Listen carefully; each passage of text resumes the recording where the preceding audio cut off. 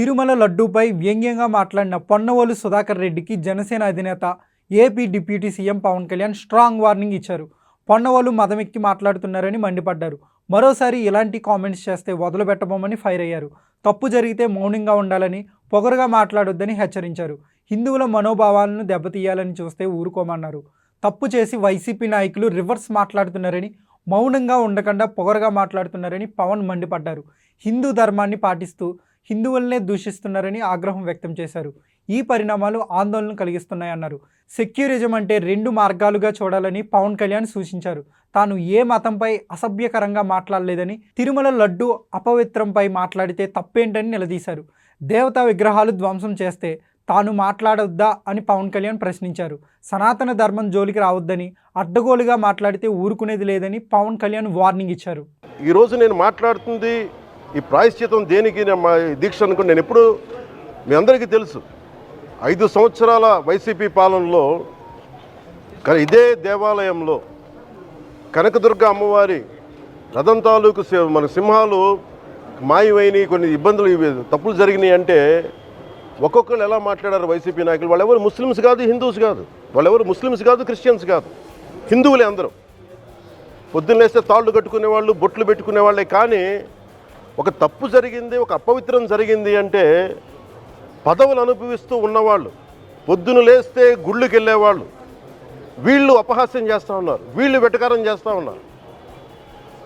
ఈ ఎంటైర్ ఈ విషయంలో వాళ్ళు మతం పుచ్చుకున్నారా లేదా నాకు అన్నీ తెలియదు. వైవి సుబ్బారెడ్డి గారు ఉన్నారు, భూమన కరుణాకర్ రెడ్డి గారు ఉన్నారు, వారి కుటుంబ సభ్యులు ఉన్నారు.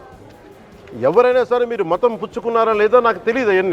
అవన్నీ అది మీరు బయటికి చెప్పుకుంటారా లేదు నాకు తెలియదు. నేను అది కూడా మాట్లాడట్లా. కానీ మీరు బాధ్యత తీసుకున్నారు. మీరు హైందవ ధర్మాన్ని కాపాడుతానని మీరు బాధ్యత తీసుకున్నప్పుడు కాపాడాల్సిన అవసరం మీ మీద ఉంది. బోర్డుని మీరు స్థాపించారు, మేము స్థాపించాల. తప్పులు జరిగినాయి. తప్పులు జరిగితే వైఎస్ జగన్ గారు ఏం చెప్పాలి? ఒకవేళ నాకు తెలియకుండా మేము ఆయన బ్లేమ్ చేయట్లా.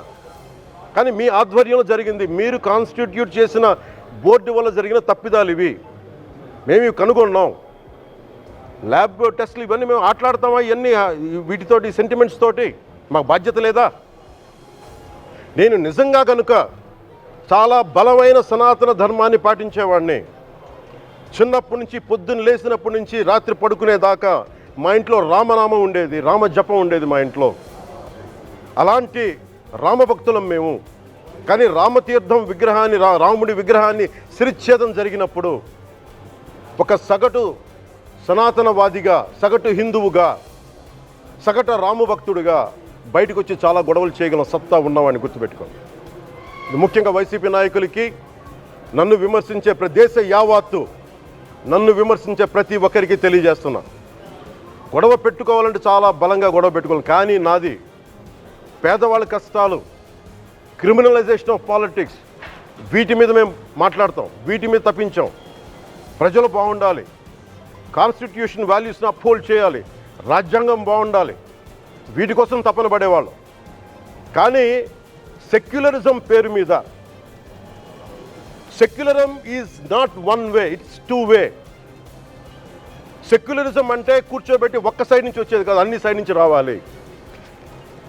ఇది చాలా ఆవేదన కలిగిస్తుంది. కొన్ని దశాబ్దాలుగా చూస్తున్నారు ప్రతి హిందువు. దీంట్లో మిగతా మతాల ప్రస్తావన కంటే కూడా నేను ఎక్కువ ప్రస్తావన చేస్తుంది హిందూ ధర్మాన్ని పాటించి, వాళ్ళు వ్యక్తిగతంగా పాటించి బయటకు వచ్చేటప్పటికి మీడియా వారి కోసమో లేదంటే ఇంకొంత ఎవరైనా సాటిస్ఫై చేయడం కోసం తెలియదు, కానీ సాటి హిందువులు తోటి హిందువులను తిడతా ఉన్నారు. ఇది చాలా ఆక్షేపణీయం. దీంట్లో నేను ముస్లిమ్స్ నిందించట్లా, అని క్రిస్టియానిటీ నిందించట్లా. కానీ బాధ్యత తీసుకున్న హిందువుల్ని నేను నిందిస్తున్నాం. బాధ్యత మీది. మీరు యథాలాపంగా వచ్చి ఇది పొలిటికల్ పదవులు, విగ్రహాలు పోతే మేము ఇల్లు కట్టుకుంటాం, వాకిళ్ళు కట్టుకుంటాం, ఏం మాటలవి? ఇదే మీరు మస్జిద్లో జరిగితే మాట్లాడతారా? మస్జిద్లో ఇలాంటి అపవిత్రం ఒక చిన్నపాటి చోరీ జరిగితే ఇలాగే మాట్లాడతాం. ఎందుకంటే మీరు మాట్లాడరు, ఓట్లు కదా అక్కడ. కానీ హిందువులు మాట్లాడితే హిందువులు అందరికీ ఎవరు పట్టించుకోరు. ఇక్కడ మా వేదన ఉండదా? మౌనంగా ఉన్నావంటే బాధ లేదనా, కోపం రాదనా? ఈ రోజుకి కూర్చొని చూడండి ఏం మాట్లాడుతున్నారో వాళ్ళు. ఆయన వాళ్ళ లాయర్ అంట, ఆయన ఎవరు, ఏజీపీ అంట, పొన్నవోలు సుధాకర్ రెడ్డి గారు తిరుమల లడ్డుపై ఢిల్లీలో చేసిన కామెంట్ నా దృష్టికి తీసుకొచ్చారు.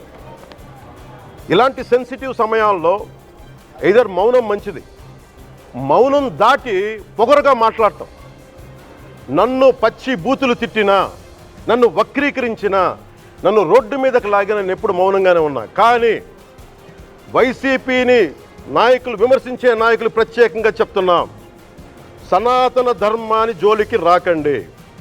తప్పు జరిగితే తప్పు జరిగిందని ఒప్పుకోండి, లేదా మాకు సంబంధం లేదని చెప్పండి.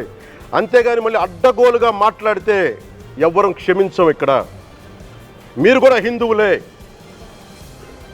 పొన్నవోలు సుధాకర్ రెడ్డి గారు మీరు హిందువులే, నోటికొచ్చినట్టు మాట్లాడకండి. తమాషాలుగా ఉందా మీకు?